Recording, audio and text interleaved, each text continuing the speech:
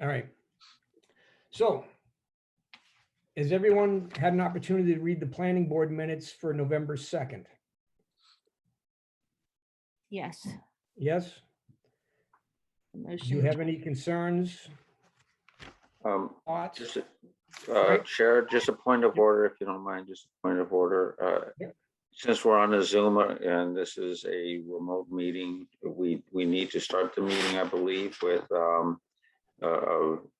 vocal roll call. I'm not going to do that, but thank you. Thank you. Do I have a motion to approve the planning board minutes of November 2nd, 2021 as written? Motion to approve. So moved. Do I have a second? Second. It's been moved and seconded. Any more discussion?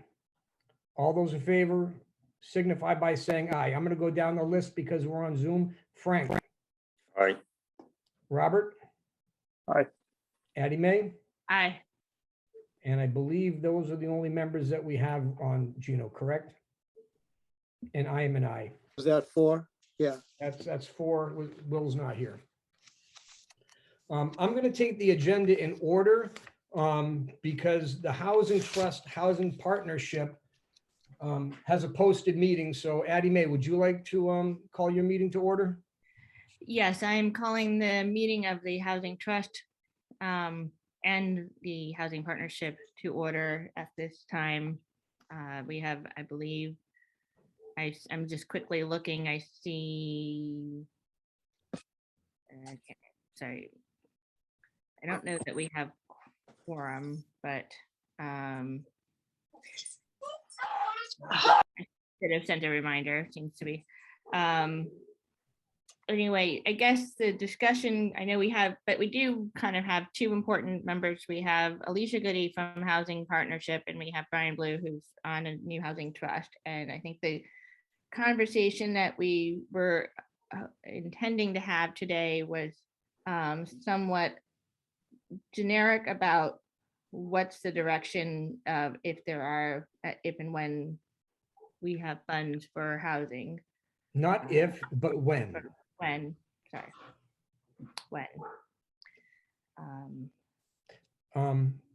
Addie May I start by just basically the whole goal is to get the town to 10% and using the inclusionary zoning bylaw. That'll bring money into the housing trust. So in the future, we'll be able to remain at 10%. Gino, would you give about a 2-second update on what the inclusionary zoning bylaw is for new members, please? Yes.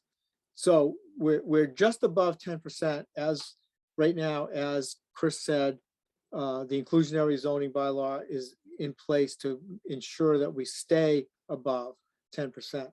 So how it works is any project with 6 or more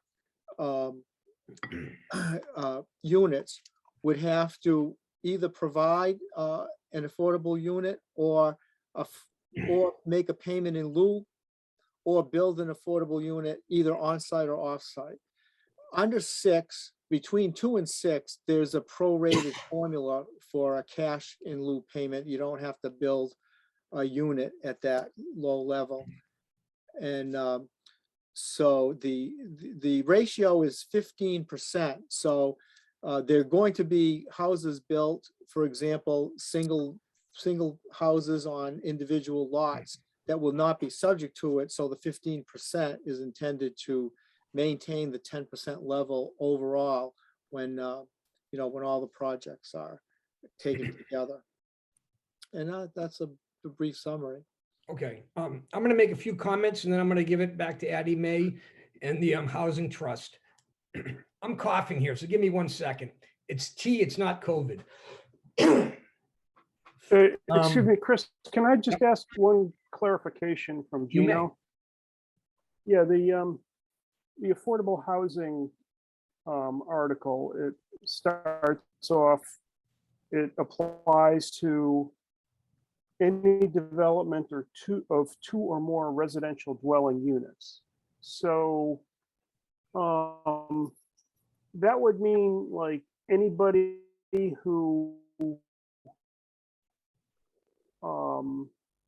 if you just like took a lot, divided into two with an A&R and maybe had built two houses on it, that would apply. What if you had one house and you built a second one? Would that apply? No, because that would only be one additional one. The first example you gave, though, yes, if there's two, and if the lots were already in existence, then that would not apply. But if you're creating the two new lots, then yes, it would apply. Okay. Okay. My intention of getting us together is at some point,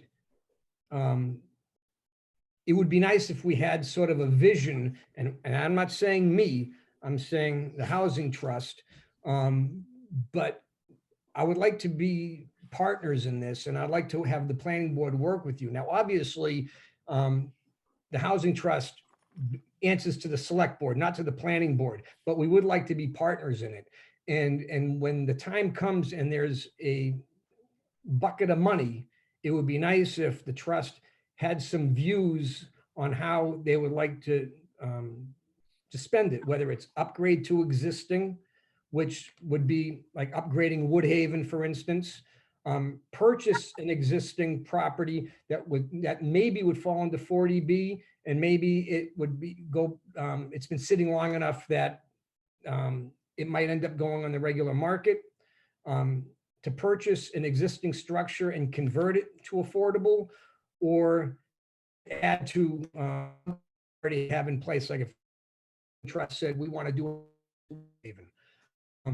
And my only thing that I would like to, I'm not going to have any input, but just a discussion about is methods of additional funding. So let's say a project was done and there was a payment in lieu made to the trust of $500,000. And for a project that you wanted to do, let's say it was going to be $650,000. Well, that gap is going to have to be filled somewhere. But I think these are conversations and thoughts we should have ahead of time. So when the time comes, and it will come, that the Housing Trust will sort of be in a good position to say, well, this is what we want to do, and this is how we can get additional funding. And Addie Mae, I had spoken to Gino earlier about it, and these are things that Gino can help guide the trust with. So with that, I'm going to be quiet, and I'm going to turn it over to Addie Mae. So, I Or mean, just to the trust for yeah, to the trust is fine. I mean, I'm kind of, I know that we've talked about the ideas of what we might do. Actually, why don't I just let Frank Jenkins is on the trust, Brian Blue is on the trust. Why don't I just let them each tell you a brief bit about who they are and why they decided to be on the trust, and Frank has maybe some more thoughts. One of them might have some ideas on funding, and if they don't, that's fine too, but I'll let. I'm sorry, I just joined, and I'm sorry I didn't hear, I heard my name finally. Apologize. Brian, I know that you're calling in from a work conference in the Midwest, so I know you have a short time, but do you mind just jumping in for a minute and introducing yourself? Whoops, I can't hear you. The sound. Hear me now? Yes. Okay. Apologies. I'm on my work laptop, but good evening, everyone. To introduce myself, I'm Brian Blue. I've been a resident of Sherborn for the past 11 years. During that time, I've held several positions in the real estate industry, but most notably with a focus on affordable housing. Obviously, we all know how expensive it is to live in Sherborn and the Metro West area. So one of the reasons why I offered up to join the Housing Trust was to provide lower income families with an opportunity to, live in a safe, enjoyable, quiet location that otherwise they might not be able to. As far as sources of funding goes, There from a redevelopment perspective, there is a lot of soft money out there, which just incumbent upon the Housing Trust board members to locate that soft funding and apply for it. Again, I have a background in low-income housing tax credits. So every time I look at Woodhaven, I think, low-income housing tax credit deal, full rehab to preserve it for seniors. But that's just my 2 cents at this point, and look forward to working with Addie and the rest of the Housing Trust members to improve the quality and availability of affordable housing in Sherborn. Perfect. Thank you. Frank, you wanna a lot of people know you, but not everyone does. What do you want me to do? Kind of a quick, if you can, synopsis on your experience that you bring to the Housing Trust and any thoughts you have on Oh, direction. okay, sure. Well, I have a deep interest in in housing in Sherborn. Back, someone mentioned Woodhaven earlier.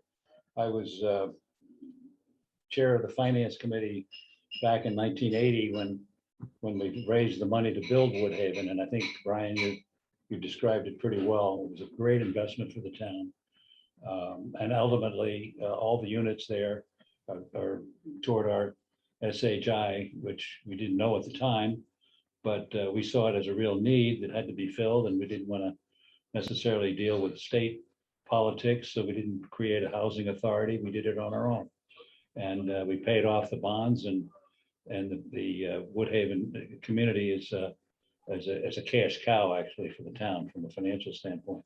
But I've had an interest in making sure that our housing mix in town was reflective of what the town needed, and a lot of seniors at the time were unable to stay in town because as they downsized, there was no other alternatives for them, so they had to move to Ashland or Natick or surrounding towns in order to stay in the area.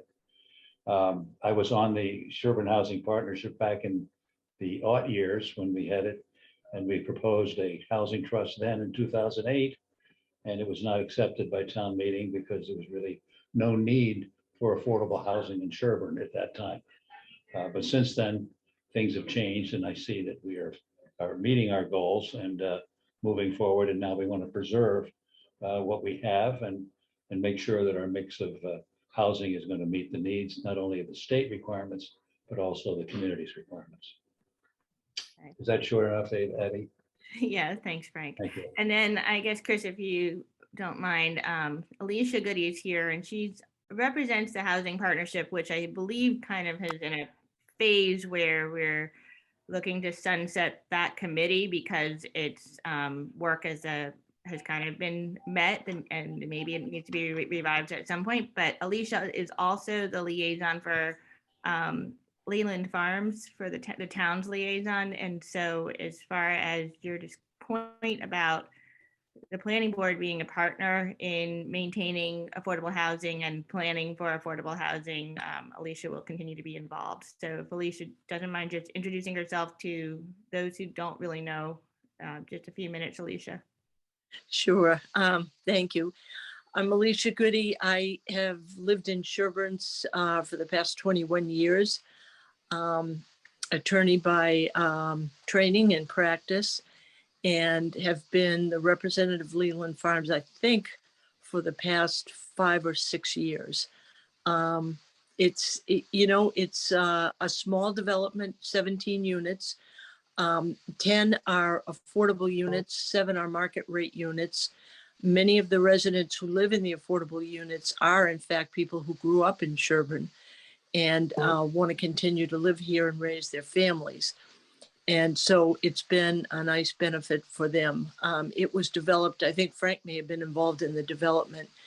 There's an unusual twist to it in that it was built on land that the town contributed, or actually it's under a 99-year lease from the town. So the people, the owners of the units own them, as with any condominium, but the underlying ground is owned by the town. So I don't know if anyone has any further questions for any of the trust.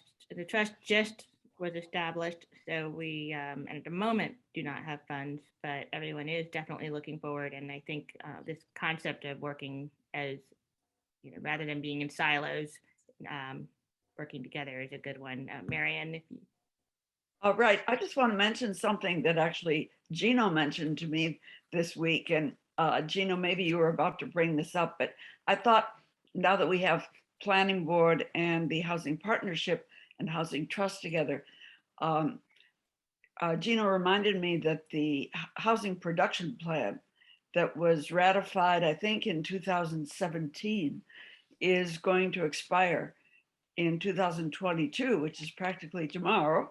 It's coming up. And I'm just wondering about the role of the Housing Partnership that you're talking about maybe phasing out in making sure that the production plan remains current. Yeah, I mean, I guess it's something I guess we can talk about, whether, that it was a lot of work to create the initial housing production plan, updating a housing production plan. I don't know if it requires an entire committee or if it's a matter of something that, kind of on the planning board, we've got enough materials to, the members to do it. Or right now we're not a complete housing partnership since we did not recruit when we lost Libby Yan and a couple other members. So I guess, yeah, it's something we have to figure out. Right. Didn't want to put you on the spot, but it may not be too early to start thinking about how you're going to do that. Gino, how would that be done? I mean, is it the Sherborn Housing Partnership that owns the housing production plan and therefore has to have it updated, or can that be transitioned to the trust or the select board or the planning board? Or It's the town as a whole, so it doesn't really matter, who authors or updates it. It's listed as the town's plan. Right, so that has to be assigned to someone if not done before the housing partnership is sunsetted. Need to be updated. Marion, do you know what date it expires in 2022? Is it, God Yeah. forbid, January 1? I can look it up again. Oh, no, I think it's sometime in June, maybe Gino remembers. June 8th, Okay. maybe. Right. And you're right, Addie May, it doesn't require an entire rewrite, but it will require some attention to make sure it gets in on time. Okay. Does anyone else have any additional comments?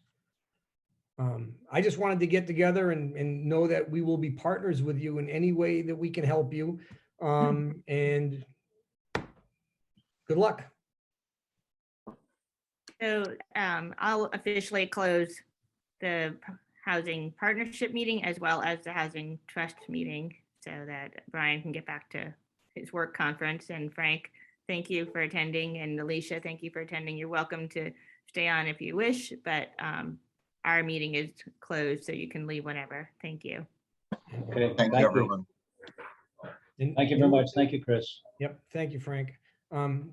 Addie Mae, the only thing I would add is you might want to sit down with Gino and talk about alternative methods of funding, just so your board can sit and look at it and you can sort of have a plan. And again, if there's anything we can help with, it would be obviously our pleasure. The next discussion we have is with representatives of Pilgrim Church. So this meeting started when we were doing the special permit for Dunkin' Donuts. There were several issues that it was apparent we were not going to be able to resolve that day. And it's also apparent that there's some things that we're not going to resolve tonight. But I wanted to continue a discussion of things that, and again, I can't make any promises, but I would like to have the discussion and then find things that we can do for you. Obviously, a lot of these things will have to be run through the select board, which I would forward any questions to them and see if we can formulate some solutions. So initially, the things that were very apparent were concerns about trash, not from Pilgrim Church, but from that parking lot and daily use across from Dunkin' Donuts. Parking is always a little bit of an issue.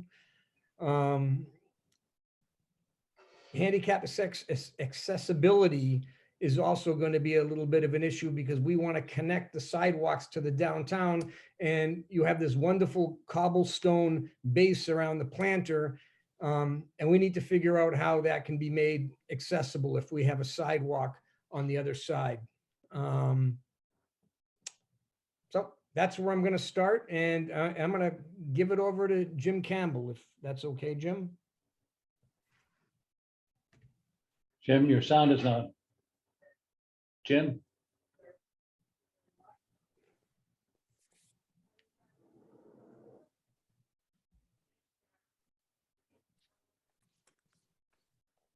Unmute. There we go. Now, can you hear me? Yes. Okay. Okay. First of all, let me say thank you for having us on your agenda tonight. I am the sole representative, I believe, of the church tonight because the parish board is meeting tonight and the officers are attending that meeting. However, I am the chairman of the grounds subcommittee for the church and therefore the person most involved in the impact of a sidewalk on at least on our side of the street. I have 3 points I want to make. First of all, I say the Pilgrim Church acknowledges that land that's in discussion for a sidewalk across our front oval is all on town land. That, I believe the road 27 was moved west to eliminate a curve over 50 years ago before I got to town. And it's been considered, maintained by Pilgrim Church ever since that time. Part of our maintenance, actually, last year, we contacted the town administrator, David Williams, and the public works director, Sean Colleen, and got permission to remove the 3 diseased crabapple trees that were on that town land and replace them with 2 Coosa dogwoods, which we did do. In addition to that front part of the oval on the town land, we do have a sign for Pilgrim Church, and that's been there for some time. I think the whole issue is around not the existence of a sidewalk across our property, but its actual location. When we met with the planning board that night, it looks like it was going to go diagonally through the oval from the crosswalk in the center of our oval over to the driveway, which then would lead directly to the front door of the new Dunkin' Donuts location. And, we were kind of aghast at that because what it meant was that it was going to either go just in front of our sign or just behind it. And it was really going to make what I think now is a very attractive arrangement with the grass in the oval and these minimal number of trees and the sign is just going to chop that up. What I like to say is that Pilgrim Church would welcome a sidewalk across the front of the property there on the land we do not own, recognize we do not own, but we think it should be parallel to the main street, just like the sidewalk on the other side of the street and close to the street, maybe not contiguous to the edge of the pavement, but with maybe a 3-foot grass barrier or something like that. That would have us several advantages in our mind. It would tie in much better with the existing sidewalk that comes in from the south, from Farm Road. And it would allow, I think, over the long haul for a connection of a sidewalk all the way along Main Street that wouldn't be meandering, or it would be basically like all the other sidewalks in town that would parallel the road. So that's what I want to make clear, that we're not adverse to a sidewalk across our property. We just think that the idea of a diagonal sidewalk connecting to Dunkin' Donuts just is not a good idea. Subsequent to that, I have met with both abutters. I met with the church's abutters. The couple to the south, Matt and Whitney Clark, are both in agreement with me. They like, oh, there she is. Hi, Whitney. Well, I'll let you speak for yourself. Is Alex here too? No. Well, okay, I'll just summarize very briefly, hopefully not getting in any trouble, that Alex said the idea of the sidewalk connecting from our crosswalk diagonally to the driveway and then to the front door of the Dunkin' Donuts was not his idea. In fact, he first learned about it just before he was before your board to get his project approved. So, and he also thinks that a sidewalk parallel to Main Street, next to the road, running across the portion of his oval, I believe is not on his property either, it's on town property, but next to the road would make a lot of sense. And that eventually, you know, it does become more problematic when you get the other side of that strip mall there because the land falls away, but just why not at least lead up to that point until you can do that point? So that's really our point. We, again, just to summarize what I've said before, we would welcome a sidewalk across the front of our property next to the road, but not one that diagonally cuts the oval. Jim, Yes. I have other things I want to ask about, but would it be appropriate? And Gino and I walked the land about a week ago, and we were thinking of, again, parallel to the road, but then turning in. And again, it wouldn't require moving anything, but I'd actually like to sit and walk it with you and show you what Gino and I were thinking about. And then you can look at it, you can talk about it to the church, and I'll bring it back to our board. What you're describing is very similar to what we had talked about.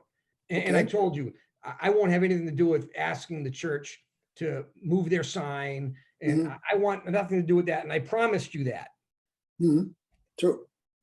Okay. So if at some point we could sort of walk it, and if any members of the board wanted to join us, that would be great. But I also wanted to talk about, there was because when this whole conversation started, there was some issues, and again, as I opened with, trash was one of the issues that the church had, or that not officially, but that members of the parish had.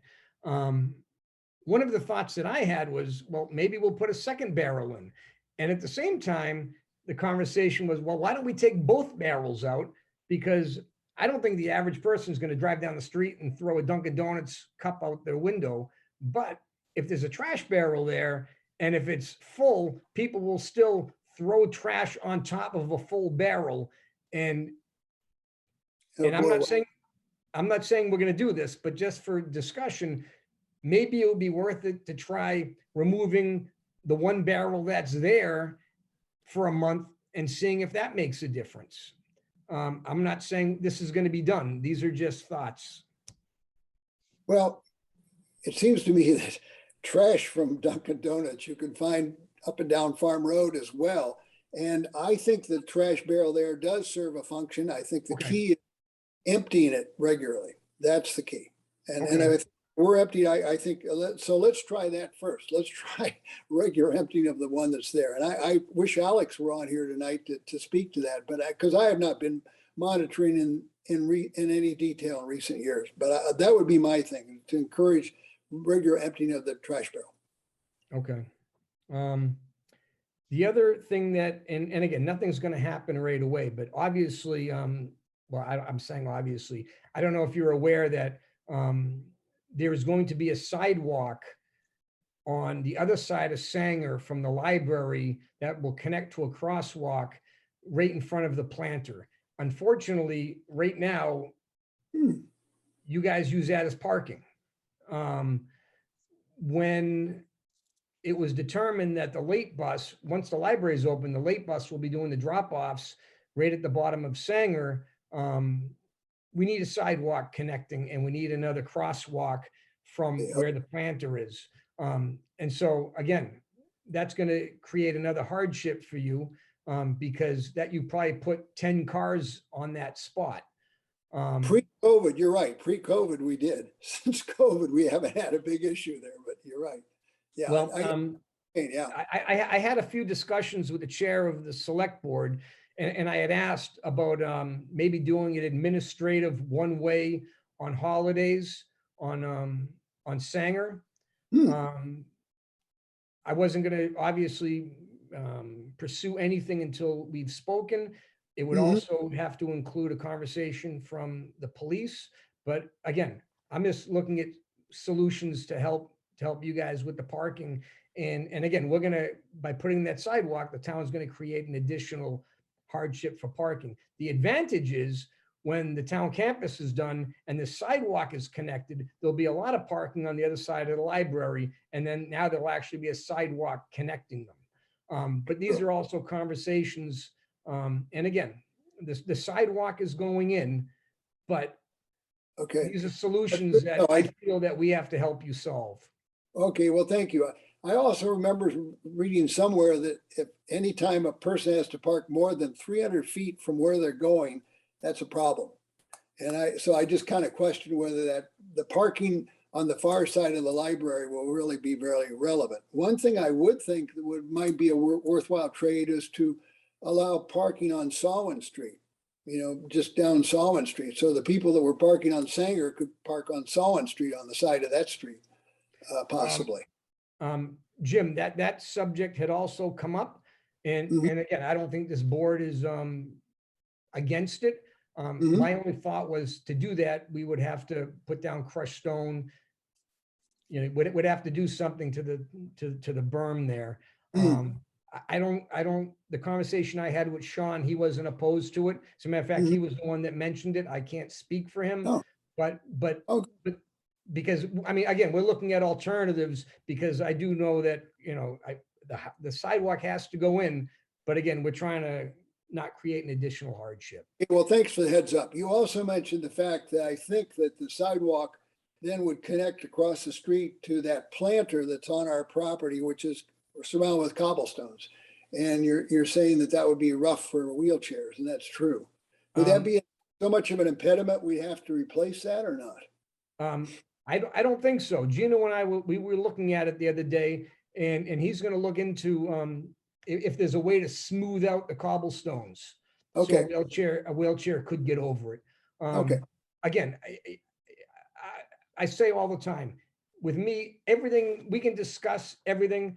The one thing that I really feel that we need is we have to make the downtown area pedestrian friendly, but also accessible. And if it means doing some modifications and correcting these crosswalks, I think as a town, we don't have a choice.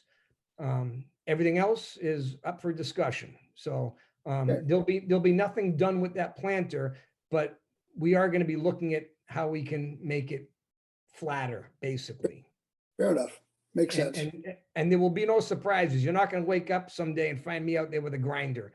I mean, you'll be in the loop. Okay. If at some point, Jim, if you would reach out to me, I'd like to walk with you and sort of lay out where we're thinking maybe the sidewalk could go and just get your input, if that would be okay. Okay, I would suggest we invite Alex to that same meeting, because he feels he was really pretty clear why he didn't see the sidewalk needed to go toward his Dunkin' Donuts, and he much preferred to continue to parallel Main Street. So he probably ought to be part of the same meeting with us, don't you think? I mean, he's always welcome to come to the meeting. I like Alex, but nothing he's going to say is going to change what I think. I think the crosswalk, if we're going to connect, it should be at the narrower area. We can talk about that. These aren't decisions that are going to be made. I think having it go parallel to the street, that is a very, very wide area, and I think it would be quite unsafe. But that's not a Chris Owen decision. That's a DPW decision. That's a select board. I mean, there's a lot of people that are going to weigh in.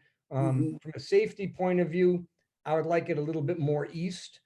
Again, it doesn't mean your signs are going to come down. It doesn't mean the trees are going to be moved. But if we could just do like a little S and move it a little closer, I think it would be much safer. But these are not decisions that are going to be made tonight. Okay, good enough. Is that fair? Chris, All right. Yep. Chris, I just wanted to make sure that you saw there was a chat in the Zoom window that the clerks, the abutters on the other side of the church would like to join the walkthrough of the sidewalk.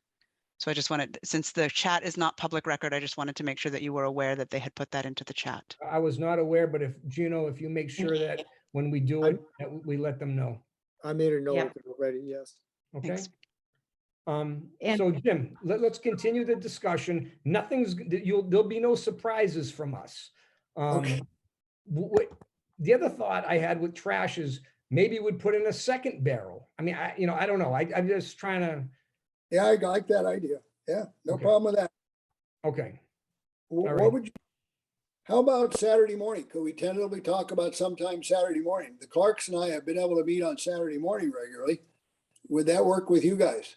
Gino? It would work with me. The only question is, my concern is for Gino's weekend. Oh,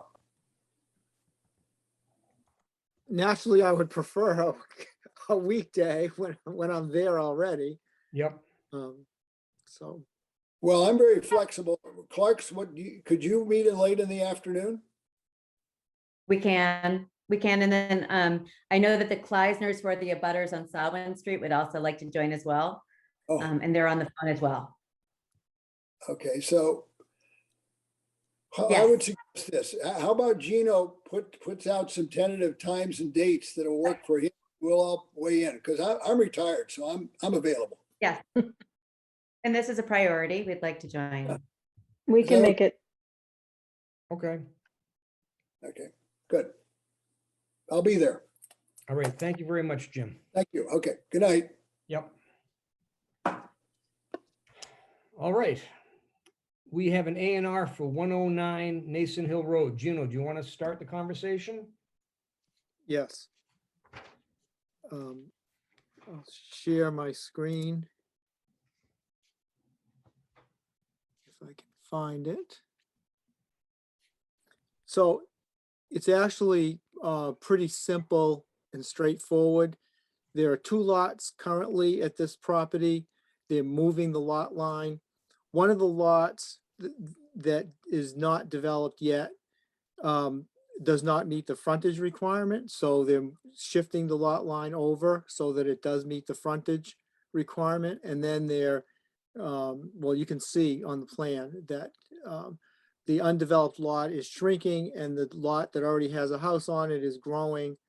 And that's pretty much it. It meets all the requirements.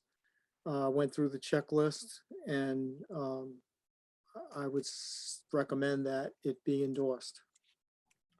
Does any member of the board have any questions regarding the A&R for 109 Nason Hill? Does the other property, is that also owned by the same owner as that owns the house? Yes, single ownership. Any other questions? I move to endorse the A&R for 109 Nason Hill Road. Do I have a second? Second, It's been moved and seconded. Is there any other discussion? Hearing none, all those in favor signify by saying aye. Frank, aye. Rob, Aye.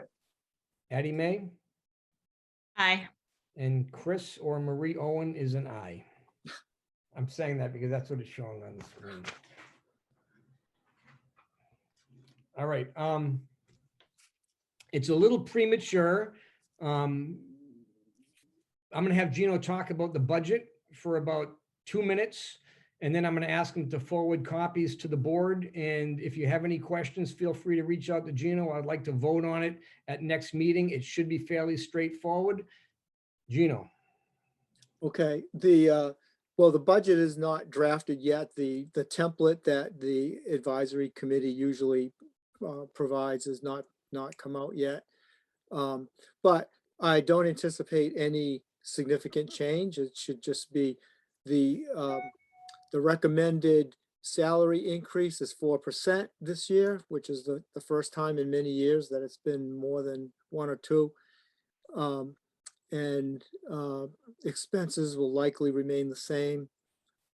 So it should be right in line with the guidance that's been provided by advisory committee. How soon do you think we'll have the template, Gino? Within the next week or 2, I believe. Okay, so it's something we should be able to get out and vote on for the next meeting. Yes, I do anticipate that. Okay, and so Yeah. when, I'm sorry, Addie May? sorry, I know, I never managed to figure out how to use mapping software, but I know it seems like both in the assessor's office and in general, there's a bunch of maps that could use updating. And Gino, I know you're able to do that, but I believe your time is already maxed out as far as how many hours in a day you have to actually do things, whether or not someone could pay you for it or not. So, and correct me if I'm wrong, I didn't know if this was a time before the next, when we're submitting for the budget, if we would want to allocate or propose that maybe some funding for mapping services. I know Seth Malloy has a lot of mapping experience, but it does take time. So just doing it on a volunteer for some work is not, I mean, yes, everybody puts a lot of time in, but to be able to kind of have a list of maps and ask for them, it'd be nice to be able to hire some help with mapping, unless, Gino, you think you could take on more hours, but I don't know you're on that. Well, I started looking into this and I'm trying to remember where things stood, but I spoke with People GIS about what they could offer. And I thought they were going to get back to me, or maybe they asked some questions and I haven't gotten back to them, but yeah, I think it's something worth exploring, but I think we do have a basis with People GIS. So it might be easiest to build off them, or we could do something different. Right, but even if we use People GIS, wouldn't we need to, if it's additional mapping than what is standard package, there'd still be some fee involved that I guess the question will be coming, would it be out of planning board budget, and should we put in a line item, be planning to have mapping as a line item that we increase from what, because we haven't been doing it. So I'm just, at some point it's going to funding has to come from someplace. Marion has her hands raised, so maybe she's got some thoughts. Marion? She's muted. Marion, are you there? Sorry, I should know. We've talked about this many times. I'm just wondering whether you're thinking, Addie Mae and Gino, about better mapping software, or are you thinking about a consultant to do specific maps as we need them? Well, I guess I was thinking a little bit of both. I mean, I guess I know I had started also looking at there's the mapping capabilities of the People GIS, and I don't understand it as much. I haven't had as much experience. I don't have the experience of actually doing the maps. I'm interested in learning at some point, but so I know Gino has looked into that versus paying for ArcGIS, which that would require some funding, but there's also, I think there's need in town for somebody to do, when we're doing grant proposals or other, I know Gino does a lot of it, but there's other mapping needs that we have between it's a general need for more than just the planning board to be able to turn to someone when you need a specific map, someone who knows how to use all these programs, because to learn to use them well takes a lot of time. I mean, so, it seems to me we would need to define, if you're going to make a budget, you'd need to define, first of all, exactly what kind of maps you anticipate you're going to need, and what kind of expertise it would take to do it, and what kind of time. So it's kind of hard to talk about it in the abstract, but I agree that having that resource somehow would be really good. A resource that you can just pay for, instead of just, begging Seth if he has any more time to try to do a map, or Gino for that matter, with all of his other responsibilities. Another resource is MAPC. They have Yeah. extensive mapping capability, and they would, they would charge us also, but, they're available, and I can check on that and what they might be able to offer. Actually, that makes a lot of sense, because they would be able to do the kind of mapping that towns are likely to need. Yeah, And they do have a whole department that does nothing but mapping. exactly. I guess, and And there are a lot of, like People GIS that we have right now. There are certain layers that are on there, data layers that you can combine and create your own maps to some extent. And then there's Mass GIS and their Oliver system, which again has even more, lots of data layers.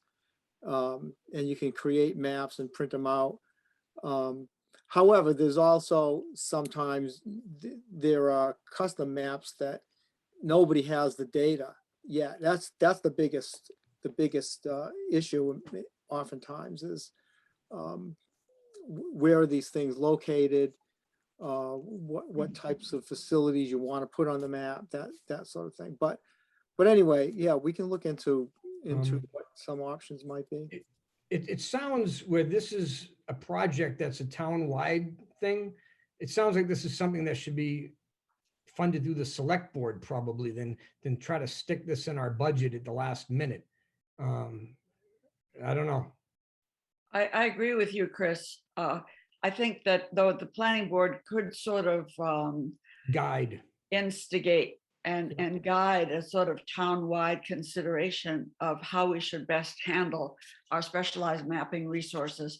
Like the Board of Health right now is trying to work on mapping wells and well depths in a 3D sort of way. That's a big job, but other boards have mapping needs too, and we should maybe talk about it in an inter-board way first.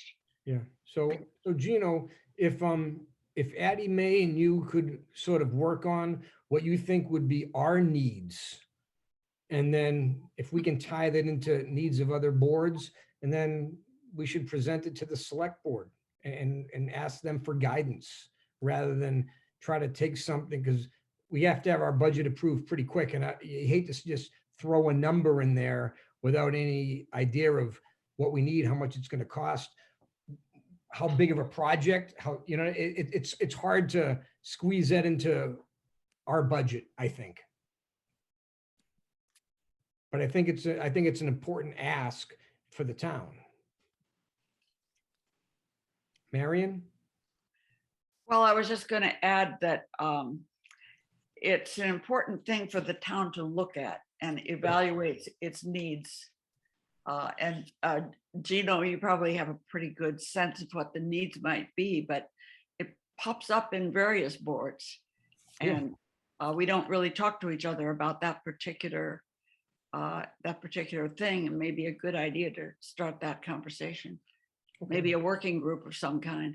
Does that make sense, Gino? Yes. All right. Any other questions about the budget? Okay, so hopefully in the next week or so, Gina will get a copy of that to all the members. And if you have an opportunity to take a look at it, we can have a little bit more of a discussion and vote on it before the end of the year. Under potential warrant articles, a lot of these things we're going to jump right over. One thing I do want to talk about tonight is lot width. So did everyone get emailed the current lot width definition and the potential new definition? Has everyone received that? Frank, you didn't get that? Did you guys, Gino, did you send out my comments on that? No, I didn't send it out to everybody. Oh, okay. So, yeah, so I better stay here then. I was going to leave the meeting and let you discuss it, but I sent a 2-page discussion to Gino. Well, Marion, Gino asked me, and what I wanted to do is I wanted the board, without input yet, I wanted them to look at the current definition and the potential new definition, sort of noodle it through themselves. And then I was gonna then bring in your comments, your thoughts, and thoughts of a few other people. But I didn't want to do that until the board members had a chance to sort of look at this and try to get their hands around it. So, Gino, Frank, do you I wanna- just forwarded you the email that Gino had sent us last week. It's attached to there. okay, so Gino, you want to start with this discussion? Sure. Start with, well, I don't think you have to read it, but the current definition and potential problems with it and what we're trying to solve. This is a significant change. The last time this was changed was 96. And it's apparent that there's some flaws. Now, does that mean we have to change it this year? No, that's why it says potential warrant article, but I think it would be an interesting exercise to look at it and see if we can clean this up a little bit. So with that, I'm going to leave it to Gino. Okay. Again, I'm trying to find my, thought I had it on the screen. Just a second.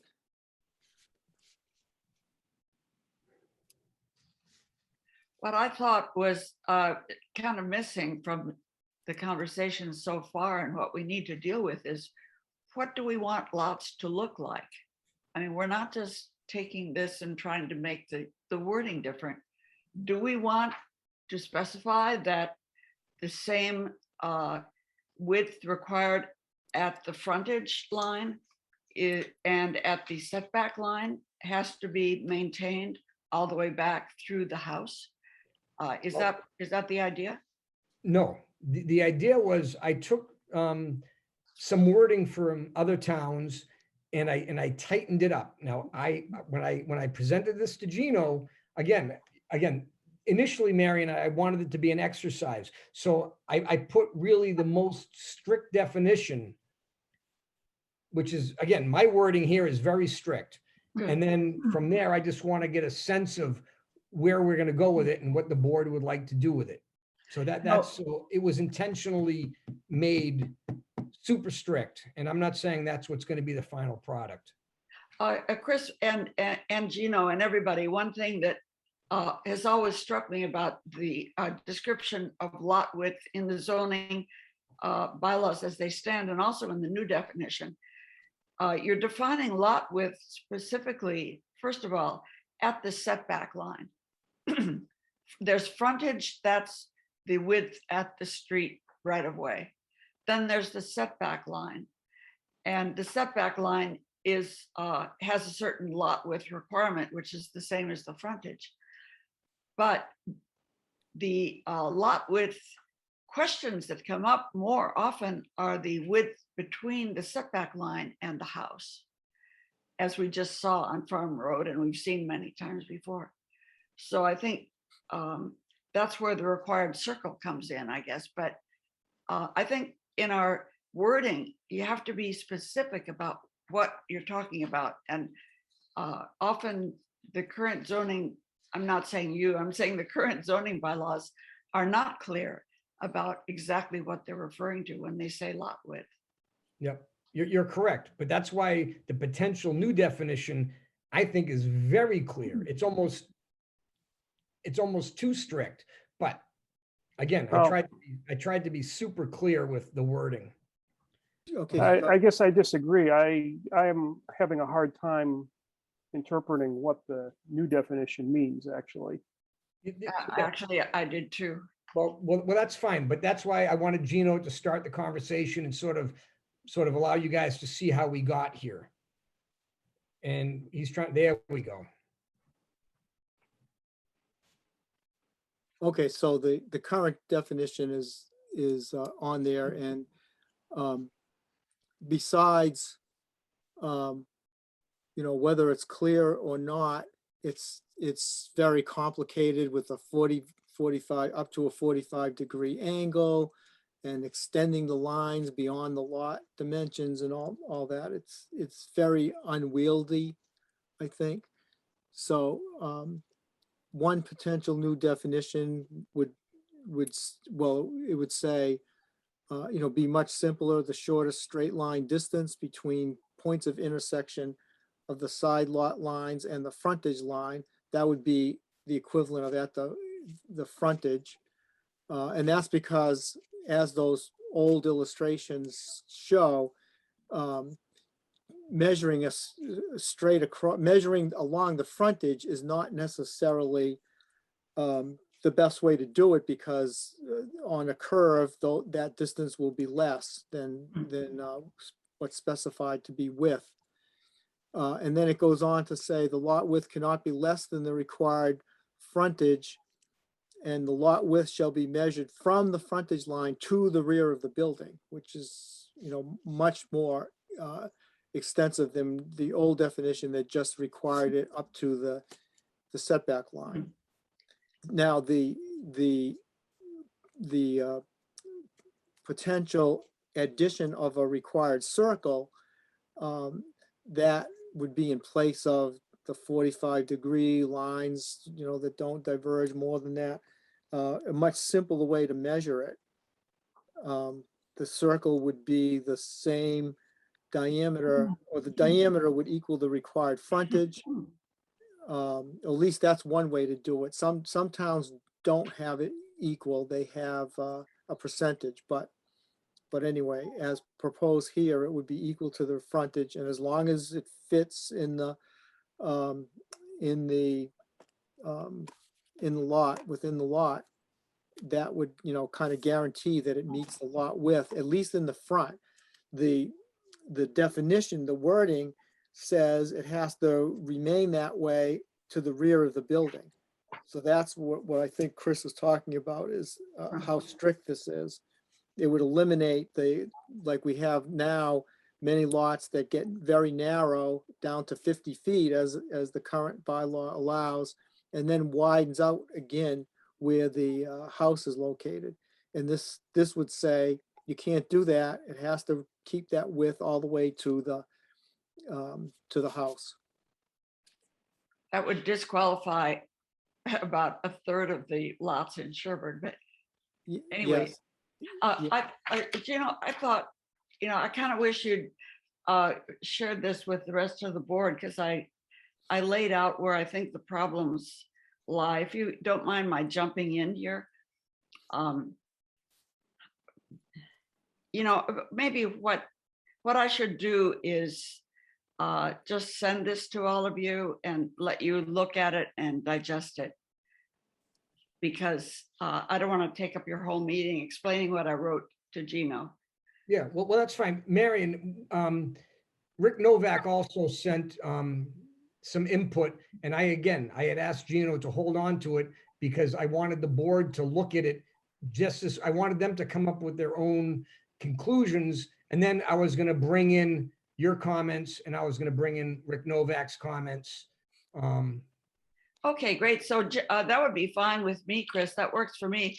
If you want to just share my comments with the rest of the board by email, Yeah. and then because they need time to read it and think about it.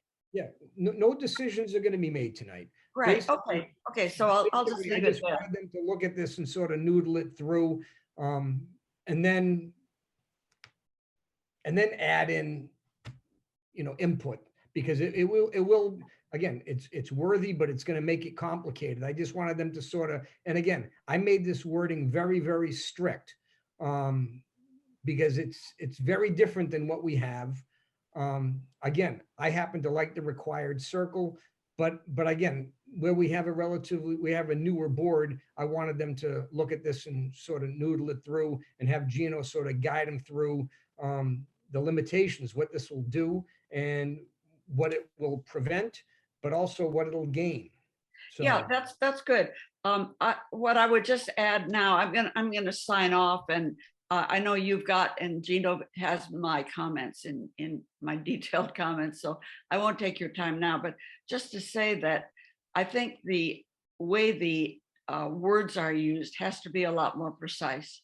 In some cases, lot width, you're talking about lot width at the setback line only. And then there's lot width at the building line. And then there's lot width between the two. I mean, you have to be precise about where you're talking about exactly.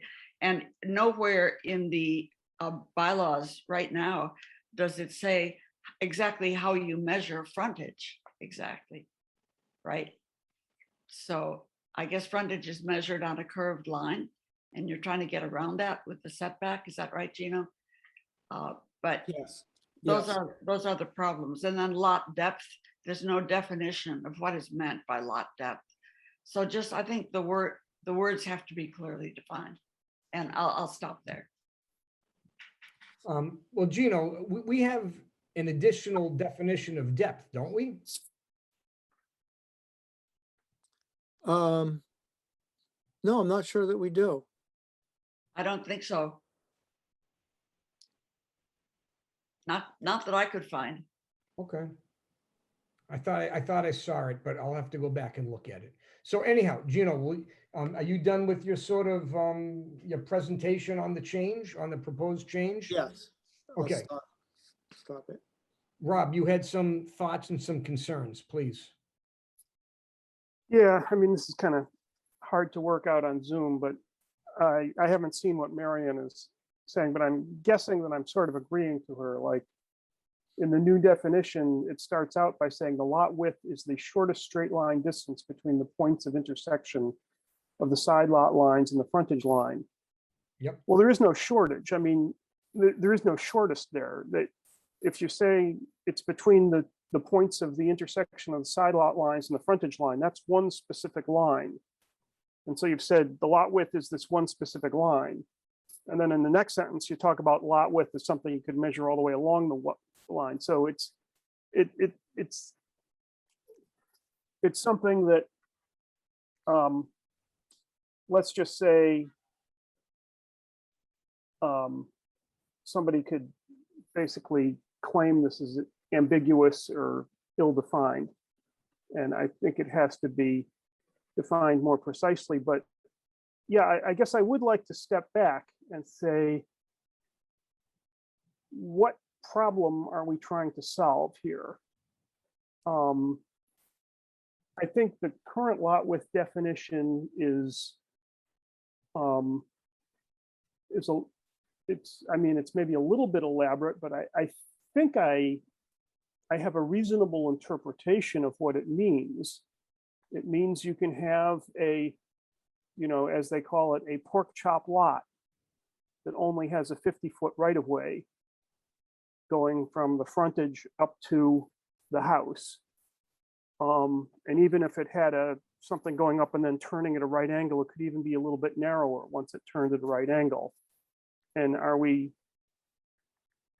trying to prevent that? Are we trying to make something considerably more restrictive? And if we could just I want to find out what's the goal here. The lots, the initial goal is to clean up the definition of lot width. So what we did is we looked at lot widths from abutting towns and looked at their language. And I happen to like the required circle. I happen to like this. And then I took that and I made it more strict, where it said the lot width shall be maintained from the frontage line to the rear of the building. And again, that would keep, in my view, the lots squarer. Is that fairly correct, Gino? Yes.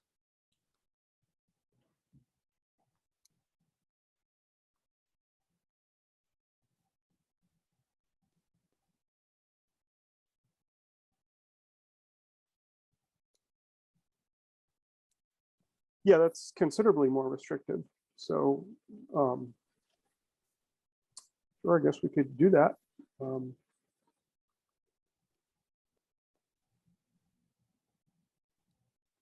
not saying we have to do this. It had been brought to our attention that this is something that multiple people have said we should be thinking about cleaning up the definition. And so about 2 months ago, I asked Gino, let's poll other towns, how they've defined lot width. And this is, to me, this seemed pretty clear. And again, like I said, I tightened it up for the sake of discussion. How do you think we should proceed, Gino? Well, Sorry, first go of ahead. all, one thing I want to mention is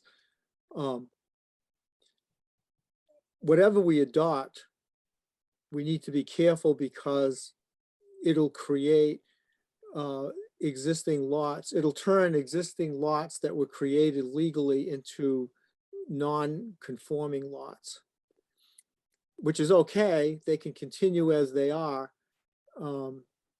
They would be legally pre-existing non-conforming lots. It just that they would need, because they are now, they would become non-conforming lots. Whenever they needed to do something like put an addition on their house, they would have to go to ZBA. We did adopt a provision last year to limit that a bit. I think it's something like if either the house is conforming or the lot is conforming and the house is not, but the addition is conforming, then it doesn't have to go to ZBA, something to that effect. Nope, that's exactly what we discussed. Yep. Yeah. So, I mean, one way around that could be to add a provision that lots in existence at the time this bylaw is adopted would maintain their status as conforming lots. I've seen that before, but then that has some issues with it too. But anyway, that's just kind of side issues to the main one of I know that at least in the past there was some, and maybe still today, there was some almost, I think pride is the wrong word, but there was some feeling that having quirky lots was characteristic of Sherborn, and maybe a good thing, that it was distinctive and had some character. So anyway, I don't know, it's more of a policy thing. I think the circle alone would certainly facilitate how lot width is measured and takes a lot of that confusion out of it. The rest of it is how far you want to carry that back all the way to the house. The circle alone, by the way, makes it more strict than what we have because, as we've discussed, you only, even the way it's normally been interpreted, forgetting about any challenges that have been taken in the past, that you maintain the lot width from the frontage to the setback line. That's only 60 feet back. So a circle, even in the 1 acre zone, would be 150 feet back. Now, once you get past the midpoint of the circle, you can start to get narrower again. But that's at least 75 feet. So these are the types of issues that we have to work through. Okay, Frank, you had your hand up? Yeah, so from what I understand, you're trying to make the new lots more rectangular, more square, more even throughout. Why are our lots currently now not more straight? Is that because of the curvature of the roads that are within our towns? And as a result, if you have that frontage for that house, so to speak, and then you have your neighbors whose frontage is going this way, so that is, the way that the the lots kind of go back from the street based on the curvature of the street. Is that what's creating part of the problem that we're having now? And will I don't understand the circle well enough. Maybe you can explain that to me. But will the circle help to fix or solve that as part of that problem? Gino? Yeah, well, the way the circle solves that is you would have to draw your lot lines around the circle, outside the circle, or at least tangent with the circle. So if in the 1 acre zone, 150 feet of frontage, you'd have to have a circle with a diameter of 150 feet. So the side lot lines would be 150 feet along the frontage, and as I said, at least 75 feet back to the midpoint of the circle. Then it could begin to close in, but so it wouldn't result necessarily in perfect rectangles or squares, but it would be at least close to the street. It would be much more regular. We have a number of lots now that took the interpretation quite literally, where it's 60 feet back, it maintains the width 60 feet back, and then it goes down to 50 feet. So it's like an L-shaped lot that widens in the back. And there may not be anything wrong with that, especially for a larger lot and the house set way back off the street.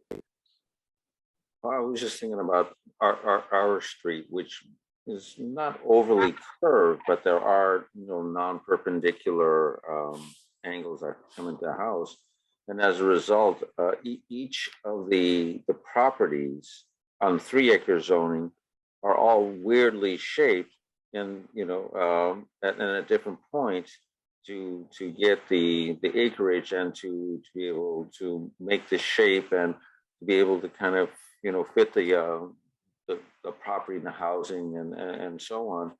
And I kind of think it would be hard in that situation to have a more square or rectangular lot, that you need to have some of that contortion to be able to allow that to happen, as opposed to intersections that are more perpendicular that allow for nice, beautiful square or rectangular lots with houses right next to each other, however far they're set back. I'll just chime in and say that I understand I think I understand the intention of tightening this up, so we avoid these, I think, probably scenarios of less likely subdivisions, new subdivisions, and more likely the breaking up of existing big lots into strange pork chop, dog leg, whatever you want to call them, lots that don't really honor the sort of intention of sort of Sherborn's big lots with sufficient frontage. And I've seen lots that clearly are trying to get around our existing lot definition with strange things. So I get that. I think I agree it's really strict, Chris, what you've written. I think we might be able to find like a happy medium. I think the circle is interesting to me as an option to try to, it would certainly, the circle alone, as Gina said, I think would be really restrictive. So I think that we should keep talking about what's the right touch without creating such a restrictive thing that we just have constant people coming in front of the ZBA. But something that does make it clear that if someone's approaching, ooh, maybe I can chop up my lot in this funny way, they read it and go, yeah, there's no way around this. Okay.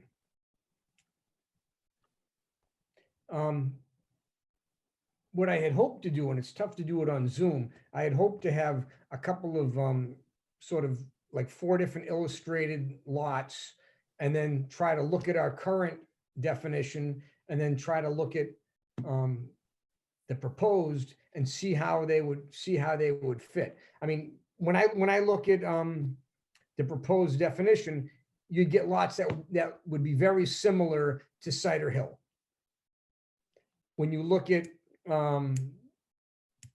the old definition, you end up with a lot of properties sort of on the north side of Woodland Street, where you have these long snaky things and the house way in the back. I'm not saying we have to do this. I just think it's a good exercise to discuss it. Addie Mae, what are your thoughts if you're there? There she is. Yeah, I mean, I guess definitely getting clarification is important, and we keep struggling with this. I kind of like the square because I feel like the circle is a lot more degrees to be interpreted, whereas the square seemed real straightforward. But at the end of the day, as much as we can make it so there's less room for interpretation, that's ideal, with, again, avoiding this. I guess I don't know how many lots would be considered non-conforming throughout town, what percentage, but the thought of creating a situation where we have a lot of people having to go before a ZBA every time they need to make an adjustment, or if there's any issues. I don't know if there becomes an issue with even at the time of selling a house, if non-conforming lots become a problem. I guess just because of the ability to expand question.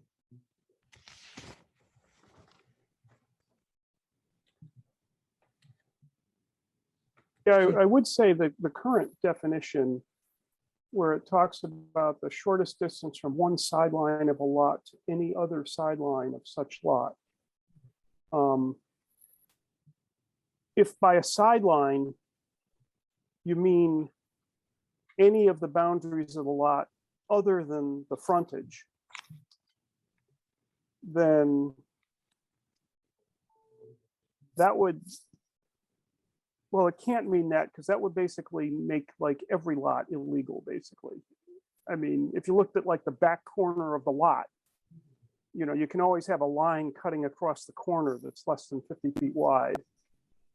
So it's not clear what that really means, is supposed to mean by sidelines. For example, would that, you know, that recent A&R with the long thin fins sticking out of the lot, if each side of that fin is a sideline, then that would be non-conforming due to that. So I guess I do agree that there is something kind of strange about the current definition, and it needs to be changed somehow. And I guess I get back to the idea that I think there's a sort of, I have kind of it's hard to put it exactly in words, but I have a kind of common sense idea of what restriction the current one was trying to enforce, even if you can interpret the wording in tricky ways that doesn't make that work. And the question is, are we just trying to rephrase? Are we trying to rephrase it to make it more clear what that restriction is, or are we trying to become more restrictive? And that's almost like the first thing I think that's kind of like the first thing we need to decide before we even try and settle on the exact wording.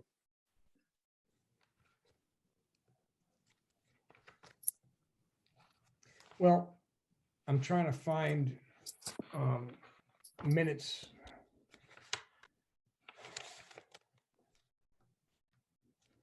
I'm not going to be able to find it while you guys are sitting there. I think the definition, Gino, do you remember the phrase that they used back in '96? For what definition? There was a quote. I'm not going to waste your time while I look for it. Right here. Was that Article 39? Something that would keep regularity but not impede creativity. So I'm looking at it like, how can we impede creativity? Because I've seen too many creative things, but I do also think with all respect, I think we have to be a little careful. This is not in response to a recent A&R that was before us. These are discussions that have been going on for actually quite a few years. There's been many people that believe that we have to clean up our definition of what lot width. Is that correct, Gino? Yes. Okay, so this isn't something that Chris Owen looked at. There's been conversations that people have had saying, we have to do something about this. So I thought, as a board, maybe this is something we want to address. I don't know if it's, and I'm not saying this definition is the definition. I looked at something that I thought was very clear. And then I tightened it up even more by saying lot width shall be maintained from the frontage to the rear of the building. Again, you're going to do away with any of these weird sort of convoluted shapes. This definition is very, very similar without my added restricted language to what Norfolk has. And I have it here, but again, I'm not going to waste your time while I dig through my papers.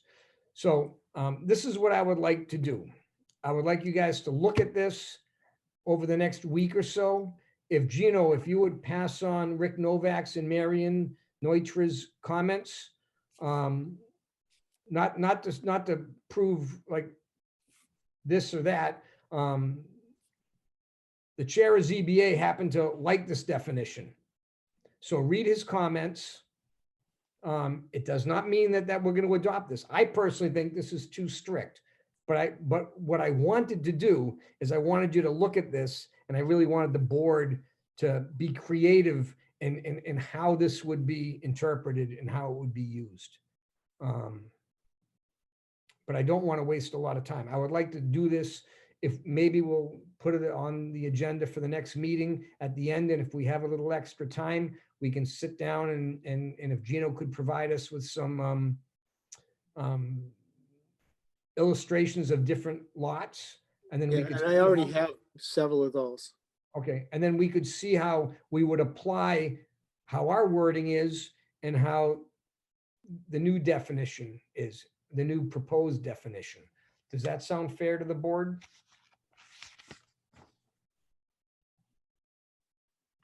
Frank, does that seem fair? That would really help me a lot, yes. Rob, very does much. that work for you? Sure. Addie May? Okay, so Gino, if you, I asked Gino to withhold the comments because I wanted you guys to look at this without sort of the fog of other people's input. So, so if we have time, let's put it on the agenda for next meeting, and it's going to be an in-person. We have a lot of stuff going on next meeting, but if we can talk about it for 10 minutes, this is going to be a process. Number one. Number two, what's also going to happen is we have to really, really be not united. That's the wrong word, but we have to be very clear with the wording, because there's a lot of ways to interpret things, and a lot of people are going to be looking at this. So it's not, I mean, it seems like an easy thing to do. It's going to be a very difficult thing to do, in my opinion. Does anyone else have any other comments? So is that a fair way to approach, Gino? Yes, definitely. Okay. Other business. Do we have any reports on meetings with other boards? Nothing? Gino, do you have anything else to report? Actually, I don't. Is there anything that anyone else would like to discuss before we adjourn? I move to adjourn. Do I have a second? Second. Second. Okay, Frank can do it. Moved and seconded. Is there any other discussion? So if you have an opportunity, please look at the definitions and just sort of think of it, draw some shapes and see how you think this would fit. If the board decides they don't want to touch this year, I'm fine with that. I just, I want to create the discussion. Either way, it'll be a lot of work, and there will be some criticism no matter what we do. There'll be criticism, I think, if we do nothing. And there'll be Also- criticism. Yes, Addie Mae? Right. I just want to point out, we can always keep going with this thought of trying to get it through this year, put the placeholder on the warrant, and there's nothing stopping us from, if we find February, we don't feel it's in a good place, we can yank it. That was absolutely my intention. And because, you know, the select board, they're gonna have input, advisory is gonna have input. I think people are gonna be reluctant to make it too strict. One of the criticisms with something like this in the past was people sort of like having houses down these sort of snaking long property lines and the houses way in the woods in the back. This would make that more difficult. You'd probably be able to put in less houses with squarer, wider lots. I don't think that's necessarily bad, but by getting rid of that last sentence, it makes it a lot more lenient. But again, I don't want to beat the horse here. So take a look at it, and on an in-person meeting when we can bring the chairs around and we can look at different property lots and see how this stuff would fit. I do think we have to clean up the definition of lot width. I do not think that this has to be the definition. Okay? And our next meeting is, what's the date again? It's December. December 7th. Okay. All those in favor of adjourning signify by saying aye. Aye. Aye. All right. Thank you, Gino. Thanks, everyone. Right.